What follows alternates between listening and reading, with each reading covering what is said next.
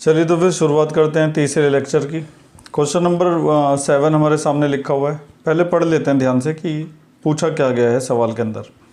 Find the sum of first 22 terms. किसी AP की जो पहली 22 टर्म है उनका हमें सम निकालना है। पहली जो 22 टर्म है उनका सम फाइंड करना है।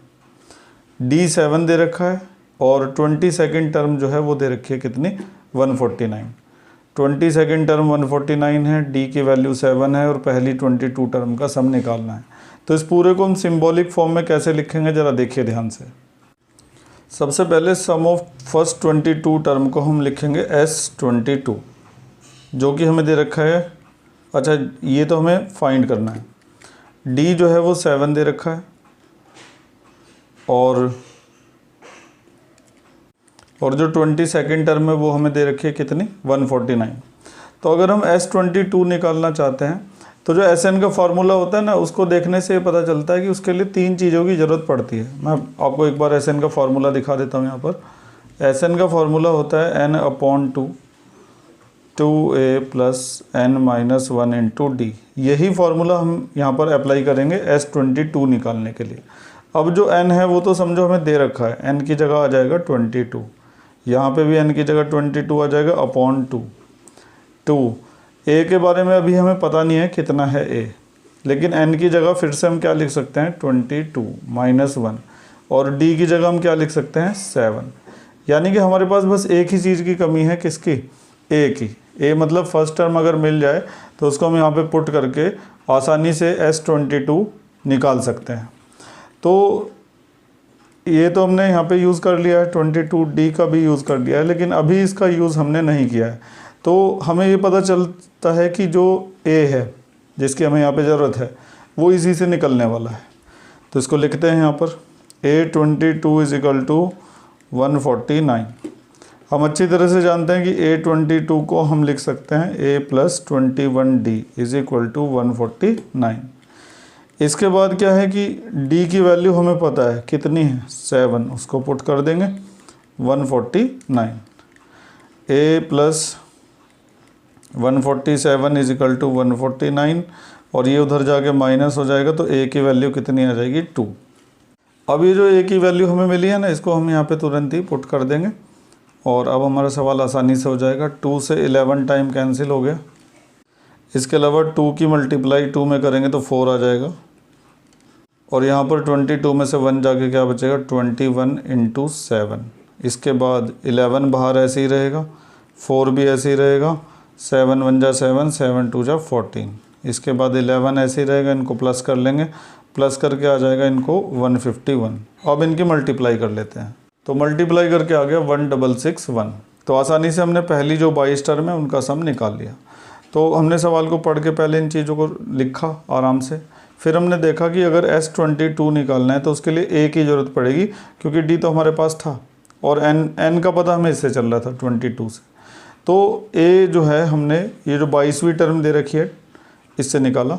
22nd टर्म को 149 दिया हुआ था, उसकी जगह A + 21D रख दिया, D की वैल्यू रखी और आसानी से A निकल गया। फिर A को हमने यहाँ पे पुट कर दिया।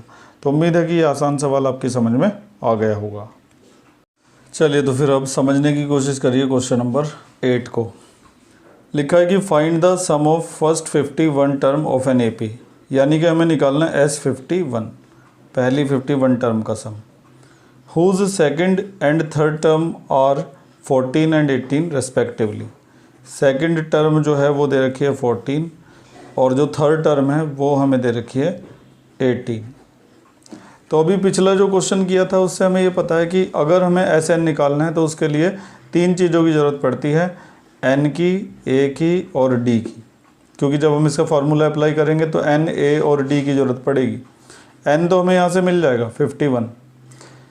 रही बात A और D की, तो इन दोनों से 2 लीनियर इक्वेशन हम बनाएंगे और उसको सॉल्व करके हम A और D ईजिली निकाल पाएंगे। तो ध्यान से देखिएगा ज़रा कि इन सब चीज़ों को कैसे पाया जाएगा। एक तो है हमारे पास लेकिन बाकी दोनों निकालनी पड़ेगी इन दोनों से। तो सबसे पहले लिखेंगे बिकॉज A2 जो है वो कितना दे रखा है 14।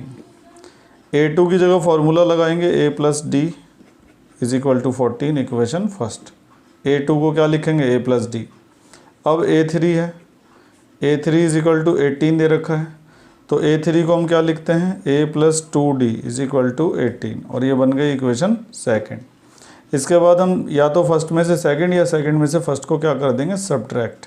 तो हम सेकंड में से फर्स्ट को कर देते हैं, क्योंकि इसमें बड़ी वैल्यूज़ हैं उसमें छोटी वैल्यूज़ हैं। सब्ट्रैक्ट करते हैं तो इसको ऊपर लिखा जाएगा A plus 2D is equal to 18 को, और उसके नीचे लिखा जाएगा A plus D is equal to 14 को। इसके बाद किया जाएगा माइनस, तो माइनस करेंगे तो क्या होगा कि A से A तो कैंसिल हो जाएगा, 2D में से 1D जाके 1D बचेगा, 18 में से 14 जाके क्या बचेगा, 4। तो इस तरह से हमारे पास D की वैल्यू आ जाएगी। अब इस D की वैल्यू को इक्वेशन फर्स्ट में या सेकंड में सब्स्टिट्यूट किया जा सकता है। तो D की इस वैल्यू को इक्वेशन फर्स्ट में इस जगह पर सब्स्टिट्यूट करेंगे तो आएगा A प्लस D की जगह आ जाएगा 4 इज इक्वल टू 14, फिर 4 उधर जाके माइनस हो जाएगा तो 10 आ जाएगी A की वैल्यू। A और D हमें मिल चुके हैं, N हमारे पास पहले से ही है 51। अब हम आसानी से फार्मूला लगाएंगे Sn का, Sn इज इक्वल टू, अब इसके अंदर सारी वैल्यूज़ पुट की जाएंगी। N की जगह पर 51 आएगा, फिर N की जगह 51 अपॉन 2 A की जगह पर क्या आएगा, अभी अभी निकाला है 10, N की जगह पर क्या आएगा 51 माइनस 1, D की जगह पर क्या आएगा 4। इसके बाद 2 की मल्टीप्लाई 10 में कर देंगे तो 20 आ जाएगा, 51 में से 1 गया तो क्या बचेगा 50, और उसमें मल्टीप्लाई किसकी हो जाएगी 4 की। इसके बाद 51 अपॉन 2 ऐसे ही रहेगा, 20 भी ऐसे ही रहेगा, 5 4 जा 20 कितना हो जाएगा 200। इसके बाद 51 अपॉन 2 ऐसे ही रहेगा, इन दोनों को प्लस कर लेंगे तो 220 आ जाएगा, फिर 2 से 110 बार कट जाएगा, और अब इनकी मल्टीप्लाई कर देंगे। मल्टीप्लाई करके आ गया 5610। तो हमने बड़ी आसानी से इन दोनों से दो इक्वेशन बना के A और D को निकाला। N हमारे पास पहले से ही था 51, सबको इस फार्मूले में रख के पहली 51 टर्म का सम हमने निकाल लिया। उम्मीद है कि इस वाले आसान सवाल को भी आप लोग अच्छी तरह से समझ गए होंगे। चलिए खैर, एक और आसान सवाल हमारे सामने लिखा हुआ है। If the sum of first 7 terms of an AP is 49, किसी AP की पहली जो 7 टर्म है उनका सम 49 दे रखा है, तो पहली 7 टर्म का सम S7 लिखा जाएगा, और ये हो गया 49। आगे, and that of 17 term is 289, और 17 टर्म का जो सम है वो कितना दे रखा है 289। पहली 17 टर्म का सम 289 दे रखा है। बहुत से बच्चे इसे 17 टर्म समझ लेते हैं और A17 लिख के 289 कर देते हैं, जो कि गलत है। उनको ध्यान से स्टेटमेंट पढ़ना चाहिए कि if the sum of first 7 term is this and that of 17 term is this, पहली 7 टर्म का सम ये है और 17 टर्म का सम ये है। तो ये दो चीज़ें हमें दे रखी हैं। Find the sum of first n term, और पहली जो n टर्म है उनका सम हमें निकालना है। तो फिर से अगर हमें Sn निकालना है तो उसके लिए 3 चीज़ें चाहिए, N, A और D। A और D जो है वो यहाँ से निकलेंगे, इन दोनों से दो इक्वेशन बनेंगी। जैसे हम मान लो कि यहाँ पे A7 होता और वहाँ पे होता A17, तो उससे भी हम दो इक्वेशन बनाकर A और D निकालते। उसी तरह से हम S7 और S17 से भी दो इक्वेशन बनाकर A और D को आसानी से निकाल सकते हैं। और रही बात N की, तो उसे हम डिसाइड करेंगे बाद में। तो पहले हम S7 से इक्वेशन बनाते हैं। देखिए किस तरीके से, बिकॉज S7 यानी कि Sn is equal to n upon 2 2a plus n minus 1 into d, इस तरह से लिखा जाएगा। n जहाँ जहाँ पर आता है वहाँ पे हमने 7 रख दिया, a और d का हमें पता नहीं है। इसके बाद S7 की जगह पर क्या लिखेंगे हम 49, 7 अपॉन 2 ऐसे ही रहेगा, 2a, 7 में से 1 गया तो 6d बचा रह जाएगा। इसके बाद 7 से 7 टाइम कैंसिल हो जाएगा। ये जो 2 आप देख रहे हैं ये 7 में जाके मल्टीप्लाई हो जाएगा तो बनेगा 14, और वहाँ पे रह जाएंगे 2a प्लस 6d।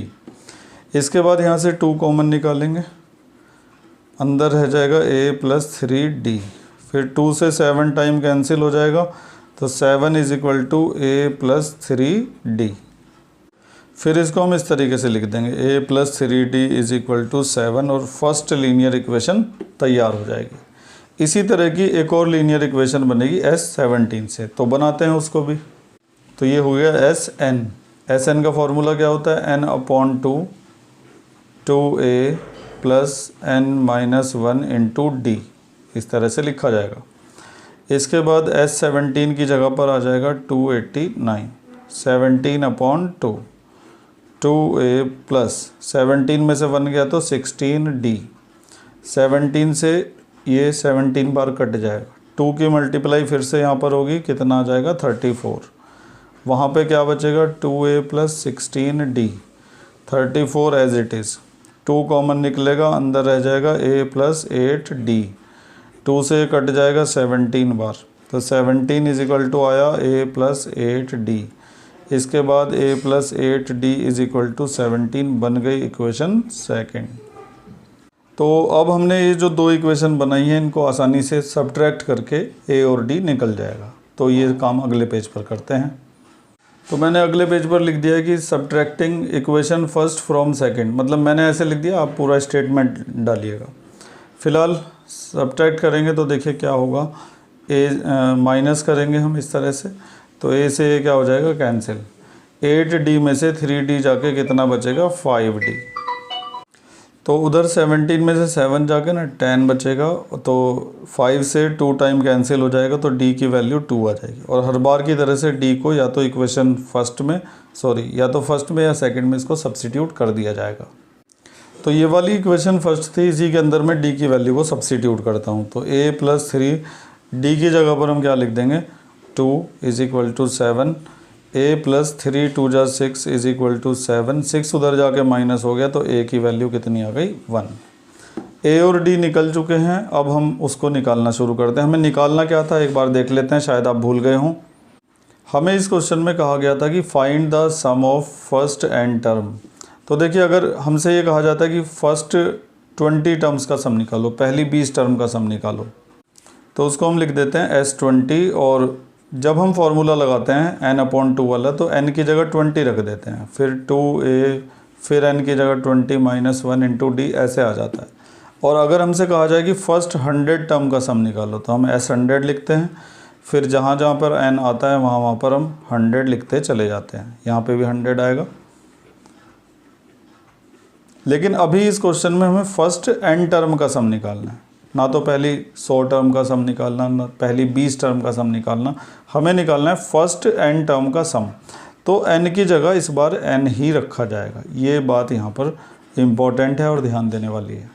पहली 20 टर्म का सम निकालने को कहे तो n की जगह 20 रखोगे, पहली 100 टर्म का सम निकालने को कहे तो n की जगह 100 रखोगे। लेकिन अगर पहली n टर्म का सम निकालने को कहे तो जहाँ जहाँ n है वहाँ पर n ही रहेगा और कुछ नहीं आएगा उसकी जगह। तो ये बात आप ज़रा ध्यान रखिएगा ख़ास तौर से इस सवाल के अंदर। तो अगर हमें पहली जो n टर्म है उनका सम निकालना है तो Sn, और n की जगह n ही रहेगा। अभी मैंने आपको समझाया n/2 2a plus n-1 into D. तो n को तो n ही रखा जाएगा 2, a की जगह पर क्या लिखेंगे हम 1, n-1, और d की जगह पर हम फिर से लिख देंगे 2 इज इक्वल टू n/2 ऐसे ही रहेगा, 2 की मल्टीप्लाई 1 में करेंगे तो 2 आ जाएगा, n-1, 2 की इस ब्रैकेट में मल्टीप्लाई करोगे 2n-2 आ जाएगा, फिर 2 से 2 कैंसिल हो जाएगा, तो n/2 इंटू 2n, फिर 2 से 2 कट गया, n की मल्टीप्लाई n में होके n² आ गया। तो पहली जो n टर्म है उनका सम कितना निकल कर आया n²। तो ध्यान देने वाली बात यह है कि आप ढूंढने मत लग जाना कि n की जगह क्या रखेंगे। अरे भाई अगर Sn पूछा है तो n की जगह n ही रहेगा, S20 पूछता तो n की जगह 20 रखते हैं, S100 पूछता तो n की जगह 100 रखते, लेकिन अभी पूछा Sn तो n की जगह n ही रहेगा। तो ध्यान रखिएगा इस बात का। सवाल आपका पूरा हो चुका है, बाकी सवालों की तरह से ही था, बस ये चीज़ स्पेशल थी कि n की जगह n रखना था। आगे बढ़ते हैं, चलिए तो फिर समझना शुरू करते हैं क्वेश्चन नंबर 10 को। Show that a1, a2, dash dash an forms an AP। a1, a2, an ये सब मिलकर क्या बनाएंगे, एक AP बनाएंगे, where an is defined as below. an को ऐसे करके डिफाइन कर रखा है, an is equal to a3 + 4n, इस तरह से an दे रखा है। दूसरा भी पार्ट है इसका, और एंड में ये भी लिखा है कि also find the sum of first 15 term in each case. तो इसे तो हम बाद में देखेंगे, पहले ये चेक कर लेते हैं कि A1 A2 से लेकर AN तक AP बना रहा है या फिर नहीं बना रहा। तो अगर हम पार्ट फर्स्ट की बात करें तो पार्ट फर्स्ट में AN जो है ना वो दे रखा है 3 + 4N। सबसे पहले हम A1 निकालते हैं, तो उसके लिए क्या करना होगा, जहाँ जहाँ पर N है वहाँ पे हमें 1 रखना पड़ेगा। तो 3 + 4 N की जगह पर आ जाएगा 1, तो 3 + 4 तो कुल मिला के कितना हो गया 7। A1 के बाद अब बारी आती है A2 की। तो A2 निकालने के लिए देखिए क्या लिखा जाएगा, इसी को लिखेंगे, बस ये है कि जहाँ पर N होगा वहाँ पर इस बार क्या आ जाएगा 2 आ जाएगा, जहाँ पे N है वहाँ पे 2 आ जाएगा, तो A2 निकल जाएगा। तो ये हो गया 3 + 4 2 = 8 यानी कि 11। A2 के बाद अब निकालते हैं हम A3। तो A3 निकालने के लिए क्या करोगे, जहाँ पे N लिखा है वहाँ पर तुम 3 लिख दोगे, बस इतना करना होगा। तो 3 तो ऐसे ही रहेगा, 4 की 3 में मल्टीप्लाई करेंगे ना तो 12 आ जाएगा, और 12 + 3 कितना हो जाएगा 15। अब हमारे पास A1 A2 और A3 3 टर्म आ चुकी हैं। अब इन तीनों को लाइन लगा कर लिखते हैं ऐसे करके 9। तो पहली टर्म है 7, दूसरी टर्म है 11 और तीसरी टर्म है 15 और डैश डैश, सबसे आखिर में AN आ जाएगा। ठीक है, अब हमें ये डिसाइड करना है कि ये एक AP बन रही है या फिर नहीं बन रही। तो उसके लिए हम कॉमन डिफरेंस निकाल के देखते हैं। D 11 - 7 कितना आ जाएगा 4। इसके बाद 15 में से भी 11 माइनस करते हैं, 15 - 11 कितना आ जाएगा 4। क्योंकि कॉमन डिफरेंस सेम हो रहा है तो उससे पता चलता है कि A1 A2 A3 मिलकर क्या बनाएंगे, एक AP बनाएंगे। तो इसका मतलब ये एक AP बना रहा है। ठीक है, तो हमने A1 A2 A3 उनकी वैल्यू निकाली, फिर यहाँ पे पुट किया, फिर चेक किया कि कॉमन डिफरेंस सेम है या नहीं है। तो कॉमन डिफरेंस हमें सेम मिल रहा था, तो इससे साबित होता है कि ये सीक्वेंस एक AP है। तो हमने यहाँ पर लिख दिया है कि because the common difference is same therefore the given sequence is an AP। तो ये तो हो गया कि ये AP है। इसके बाद क्या करना है, also find the sum of first 15 term in each case. पहली 15 टर्म का सम निकालना है। तो ठीक है, इसके लिए हम फार्मूला अप्लाई कर देंगे S15 SN। तो SN का फार्मूला क्या होता है, N/2 2A + N - 1 × D। अब हमें क्या करना होगा ना, A और D की वैल्यू यहाँ पर पुट करनी पड़ेगी। A की वैल्यू कितनी है 7, और 15 में से 1 गया तो बचा 14। D की वैल्यू कितनी है 4, सॉरी मैंने D लिख दिया था, D की वैल्यू हो गई 4। ठीक है, अब इसको आसानी से सॉल्व कर देंगे हम। तो 15/2 ऐसे ही रहेगा, 2 की मल्टीप्लाई 7 में करेंगे तो 14 आ जाएगा, और 14 4 जा 56। इसके बाद 15/2 और ये हो जाएगा आपका 70, फिर 2 से कट जाएगा ये 35 बार। अब इनकी कर लो मल्टीप्लाई, तो मल्टीप्लाई करके आ जाएगा 5 2 5। तो बड़े आराम से निकल गया। तो क्या क्वेश्चन था, एक बार फिर से समझते हैं हम इसको। क्वेश्चन ये था कि ये पता लगाओ कि A1 A2 से लेकर AN तक एक AP बना रहा है या नहीं बना रहा। तो हमने A1 A2 A3 सब निकाला इसकी मदद से, ये जो दिया हुआ था। इसमें अगर आप N की जगह 1 रखेंगे तो A1 आ जाएगा, N की जगह 2 रखेंगे तो A2 आ जाएगा, N की जगह 3 रखोगे तो A3 आ जाएगा। इन सब को निकालने के बाद हमने यहाँ पे सीक्वेंस बनाया। सीक्वेंस बनाने के बाद हमने चेक किया कि कॉमन डिफरेंस सेम है, तो इसका मतलब ये एक AP है। और अगर ये AP है तो find the sum of first 15 term, पहली 15 टर्म का सम निकालो। उसको हमने आसानी से निकाल दिया।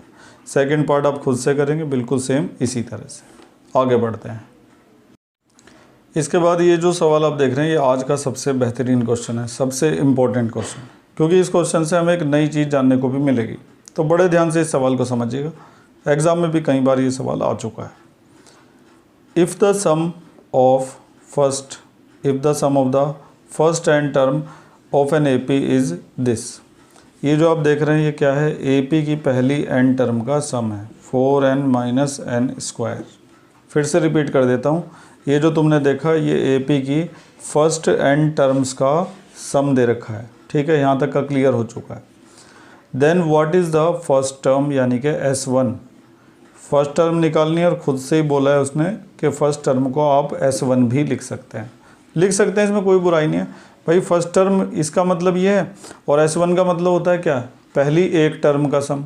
अब पहली एक टर्म का सम वही तो आएगा जो फर्स्ट टर्म होगी, तो इसको ऐसा लिखने में कोई बुराई नहीं है। What is the sum of first two term, पहली दो टर्म का सम भी निकालना है। What is the second term, second term भी निकालनी है। Similarly find the third term, 10th and nth term, तीसरी टर्म निकालनी है, 10वीं टर्म निकालनी है और nth टर्म भी निकालनी है। बहुत कुछ निकलवाया गया है इस सवाल के अंदर, और दिया क्या है, दिया कुछ भी नहीं है, बस ये दे रखा है ये एक चीज़ दी हुई है और 1 2 3 4 5 6 चीज़ों को फाइंड करना है। तो इस एक की मदद से इन 6 चीज़ों को कैसे निकाला जाएगा, बड़े ध्यान से इस सवाल को समझिएगा। सबसे पहले हम निकालने जा रहे हैं A1। तो A1 तो मतलब फर्स्ट टर्म तो आसानी से निकल जाएगी, S1 दिया हुआ है ना, तो A1 is equal to S1।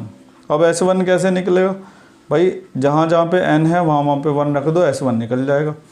तो ठीक है, यहाँ पर n की जगह 1 आ जाएगा, माइनस यहाँ पे भी n की जगह 1 आ जाएगा। तो 4 1 जा 4 और 1 का स्क्वायर 1, तो 4 में से 1 जाके क्या बचेगा 3। तो इस तरह से A1 तो निकल गया। तो 6 में से एक सवाल हो चुका है, अब बचे हैं 5। इसके बाद हमें S2 निकालना है, तो S2 निकालने में भी कोई प्रॉब्लम नहीं है भाई, जहाँ जहाँ पर n है वहाँ पे तुम 2 रख दो, S2 आ जाएगा।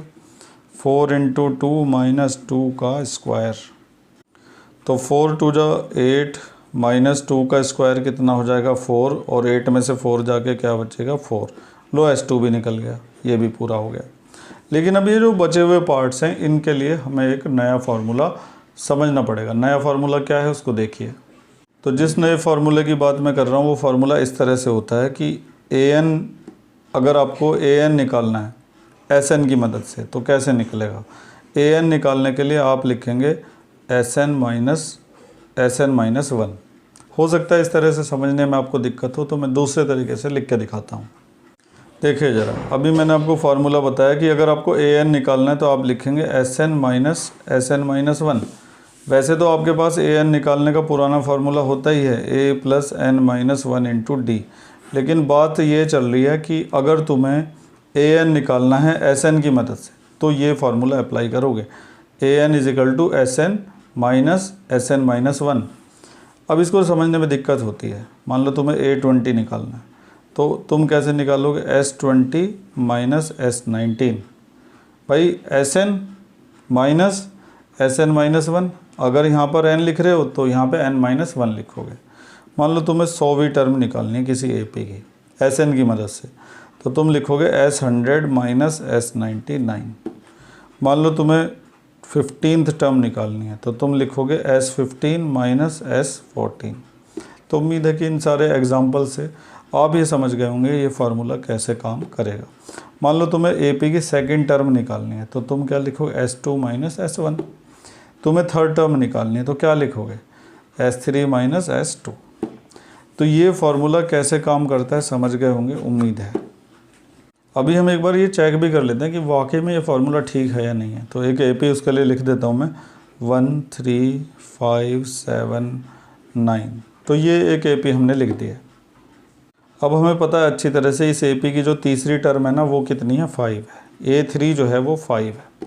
लेकिन हमारा फार्मूला इसमें कैसे काम करेगा, देखो हमें A3 निकालना है, तो S3 में से S2 को क्या करना पड़ेगा, माइनस।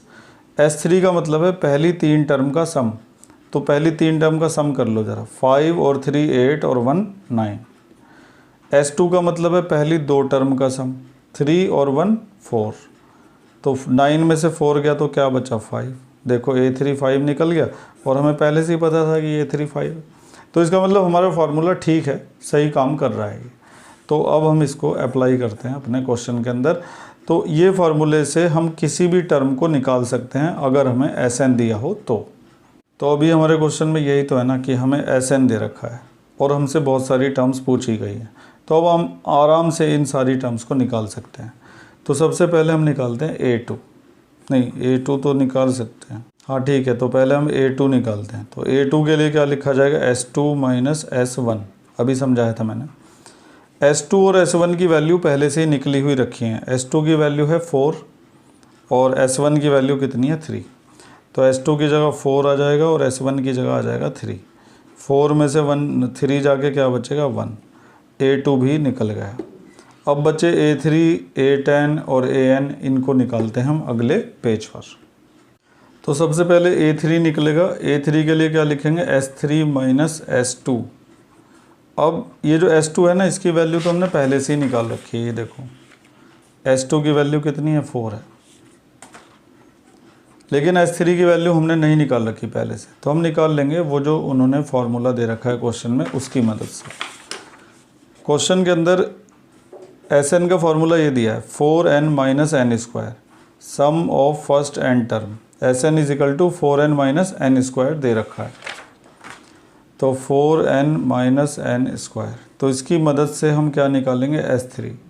तो S3 इज इक्वल टू आएगा 4 इंटू 3 माइनस 3 का स्क्वायर। तो 4 3 जा 12 और 3 का स्क्वायर 9, और 12 में से 9 जाके क्या बचेगा 3। तो यहाँ पे पुट कर देते हैं। 3 में से 4 जाके बचेगा माइनस का 1। तो A3 की वैल्यू निकल गई। A3 निकलने के बाद अब देखो क्या निकालना है। A3 के बाद बारी आती है किसकी, A10 की। तो A10 जो है ना, उसको निकालने के लिए हम लिखेंगे S10 माइनस S9। S10 और S9 दोनों की वैल्यू हमारे पास नहीं है, तो इधर की तरफ निकालते हैं S10। तो इस फार्मूले में जहाँ जहाँ पे n है ना, वहाँ पे 10 रख दिया जाएगा। 10 माइनस 10 का स्क्वायर, 4 की 10 में करेंगे तो 40 आएगा, और 10 का स्क्वायर क्या होगा 100। 100 में से 40 जाके बचेगा माइनस का 60। तो यहाँ पे लिख देते हैं। अब बारी आती है S9 की, तो उसे भी निकालो। जहाँ जहाँ पे n है ना, वहाँ पे 9 आ जाएगा। 4 इंटू 9 माइनस 9 का स्क्वायर, 4 9 जा 36 और 9 का स्क्वायर 81। 11 में से 6 गया तो 5 बचा, 7 में से 3 गया तो 4 बचा। 45 को यहाँ पे लिख दिया जाएगा। एक और चीज़ है कि माइनस का बचेगा तो यहाँ पर प्लस हो जाएगा, क्योंकि माइनस का 45 जब यहाँ पे रखेंगे तो माइनस माइनस प्लस हो जाएगा। अब ये आ गया आंसर माइनस का 50। A10 भी निकल गया। अब देखते हैं कि बचा क्या है। अब सबसे लास्ट में बचा है निकालने के लिए AN। तो AN के लिए तो हमारे पास पुराना फार्मूला है, हम उसी को अप्लाई करेंगे। तो AN के लिए पुराना फार्मूला क्या है, A plus n minus 1 into D. इसको लगा देंगे। इसके लिए हमें फर्स्ट टर्म चाहिएगी, A चाहिएगा। तो A देख लेते हैं कितना है। ये रही फर्स्ट टर्म A1, कितनी दे रखी है, 3 दे रखी है। तो A की जगह तो हमने 3 रख दिया। अब देखो यहाँ पे भी n जो है ना, वो n ही रहेगा, क्योंकि तुम्हें AN निकालना है। अगर तुम्हें A20 निकालना होता तो तुम n की जगह 20 रख देते, लेकिन अभी तुम्हें AN निकालना है तो n की जगह n ही रहेगा, -1। अब बारी आती है D की। तो D निकालने के लिए क्या करेंगे हम, ये तो फर्स्ट टर्म है, सेकंड टर्म ये रही। तो सेकंड टर्म में से जब फर्स्ट टर्म को माइनस करते हैं तो D हमें मिल जाता है। तो 1 में से 3 को माइनस करना पड़ेगा D निकालने के लिए। तो मैं यहाँ पे लिख देता हूँ कि D निकालने के लिए हमने A2 में से ना A1 को माइनस कर देंगे, सेकंड टर्म में से फर्स्ट टर्म को माइनस कर देंगे। तो सेकंड टर्म 1 थी और फर्स्ट टर्म जो थी वो 3 थी, तो D निकल कर आ गया माइनस का 2। तो D की उस वैल्यू को यहाँ पे पुट कर दिया जाएगा माइनस का 2। अब 3 ऐसे ही रहेगा, -2 को n के अंदर मल्टीप्लाई करो तो माइनस का 2n, माइनस माइनस प्लस, 2 की मल्टीप्लाई 1 में करोगे तो 2 आ जाएगा। इसके बाद ब्रैकेट ओपन कर दो, 3 प्लस माइनस माइनस का 2n और प्लस का 2। 3 और 2 कितना हो जाएगा, 5 माइनस 2n। ये तुम्हारा निकल के आ गया AN। तो इस तरह से सारी चीज़ें हमने इस क्वेश्चन के अंदर आसानी से निकालती हैं। तो लास्ट में AN निकालने के लिए हमने A plus n minus 1 into D का फॉर्मूला अप्लाई करा। A जो हमने शुरू में निकाला हुआ था वो पुट कर दिया, 3 पुट कर दिया, और फिर D निकालने के लिए A2 में से A1 को माइनस कर दिया। तो A2 में से A1 माइनस करके D की वैल्यू कितनी आ गई, -2, उसे भी पुट कर दिया। लेकिन n की जगह n ही रहेगा, क्योंकि हमसे पूछा गया AN। सारी वैल्यूज़ पुट करने के बाद AN की वैल्यू ये निकल कर आ गई है। तो एक बार फिर से पूरे सवाल को देख लेते हैं। तो काफ़ी सिंपल क्वेश्चन था। सम ऑफ फर्स्ट n टर्म हमें दे रखा था, तो इसको हमने क्या लिख दिया, SN। इसके बाद हमें A1 निकालना था, तो A1 तो S1 से निकल जाता है। तो जहाँ जहाँ पे n था वहाँ पे 1 रखा, S1 निकल गया। S1 की वजह से A1 भी आ गया। लेकिन इसके बाद हमें S2 निकालना था, तो जहाँ जहाँ पर n है वहाँ पे 2 रख के S2 भी निकल गया था। इसके बाद A2, A3, A10 और AN इनको निकालने के लिए हमने ये नया फार्मूला देखा। AN निकालना है अगर तो हम लिखेंगे SN minus SN minus 1। AN निकालने का हमारे पास पुराना फार्मूला भी है, लेकिन अगर हमें सम दे रखा है और सम की मदद से AN निकालना है तो फिर हम ये फार्मूला अप्लाई करते हैं। अब अगर A2 तुम्हें निकालना है तो तुम लिखोगे S2 माइनस S1। तुम्हें A100 निकालना है तो तुम लिखोगे S100 माइनस S99। तो ऐसा लिखने के बाद हमने S2 की वैल्यू जो पहले से निकाल रखी थी इधर की तरफ 4 निकाली थी, उसको रख दिया। S1 की वैल्यू पहले से निकाल रखी थी 3, उसको रख दिया। 4 में से 3 जाके क्या बचा 1, A2 निकल गया। ऐसे ही हमने बाकी सबको भी निकाला। उम्मीद है कि आप समझ गए होंगे अच्छी तरह से सारी चीज़ों को। तो आज के इस लेक्चर में हम बस इतना ही करेंगे। क्वेश्चन नंबर 11 तक हम कंप्लीट कर चुके हैं, बाकी हम देखेंगे अगले लेक्चर में। Thank you.